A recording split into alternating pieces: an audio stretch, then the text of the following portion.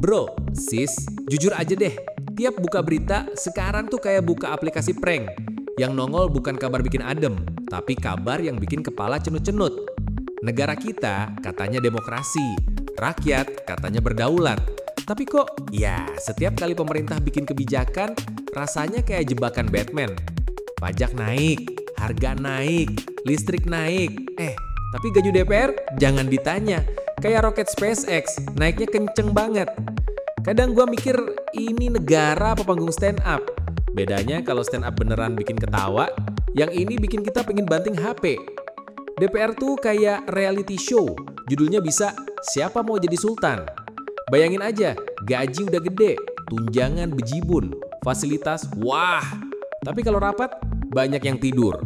Dan kalau ngomong, aduh, kadang kalimatnya tuh kayak keluar dari grup WA bapak-bapak. Ada yang nyeletuk, rakyat miskin jangan banyak gaya. Ada yang ketawa pas rakyat lagi susah. Ada juga yang ngomong bencana kayak lagi baca meme. Gue yakin deh, kalau mereka bikin podcast, judulnya pas banget. Ngomong asal, gaji jalan. Dan lucunya, kalau ada demo di depan gedung DPR, mereka ngumpet. Rakyat teriak-teriak pakai toa, mereka malah lagi mikir, besok makan siang di restoran bintang 5 mana ya? Sekarang kita bahas aparat. Katanya pengayom rakyat. Tapi kok seringnya rakyat malah diayomi pakai pentungan? Ingat gak kasus Brimob Lindes Ojol?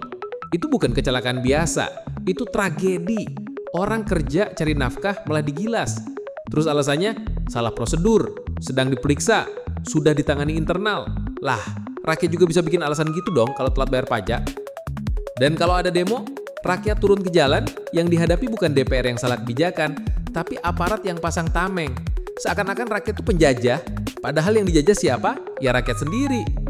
Gas air mata ditembakkan, mahasiswa digebugin, terus framing berita bilang, rakyat anarkis. Lah, yang anarkis sebenarnya siapa coba? Rakyat kita sabarnya luar biasa. Harga naik, bensin naik, sembako naik, masih bisa bilang, ya udahlah sabar. Tapi sabar itu ada batasnya, bro. Begitu DPR ketahuan dapat tunjangan baru, begitu pejabat pamer mobil mewah di Instagram, rakyat mulai nggak kuat. Makanya demo makin besar, masa makin banyak. Karena suara di parlemen udah nggak kedengeran, ya rakyat ngomong di jalan. Terus muncul berita, rumah pejabat dijarah massa, rumah menteri diacak-acak orang. Apakah itu salah rakyat? Atau itu tanda amarah udah numpuk? Ironisnya, pejabat malah nyalahin rakyat. Katanya rakyat emosian, rakyat gampang diprovokasi. Padahal provokator paling ganas itu ya pejabat sendiri. Provokasinya sederhana, flexing harta di depan rakyat yang lagi nggak bisa beli minyak goreng. Negara ini tuh mirip rumah tangga. Rakyat kayak istri yang tiap hari kerja keras, masak seadanya, nyimpen receh biar anak sekolah. Sementara DPR dan pejabat tuh kayak suami tukang foya-foya, main ke luar negeri, beli barang branded, pesta sana-sini.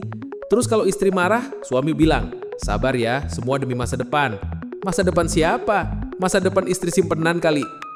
Gotong royong katanya, nyatanya rakyat yang gotong beban, pejabat yang royong-royong ambil keuntungan.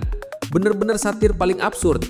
Kalau bukan kenyataan, udah jadi sketsa komedi politik paling laris di YouTube.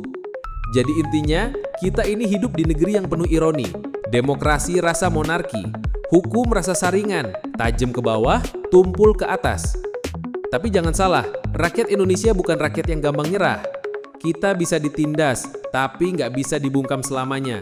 Kita bisa dibilang provokator, tapi kita juga bisa jadi penggerak. Hari ini kita marah, hari ini kita kecewa. Tapi marah dan kecewa itu artinya kita masih peduli. Dan kalau pemerintah nggak sadar juga, ya siap-siap aja. Rakyat bisa bikin panggung yang lebih besar dari gedung DPR. Karena kalau negara ini terus begini, yang tersisa cuma satu. Tawa getir rakyat di tengah reruntuhan janji manis yang nggak pernah ditepati.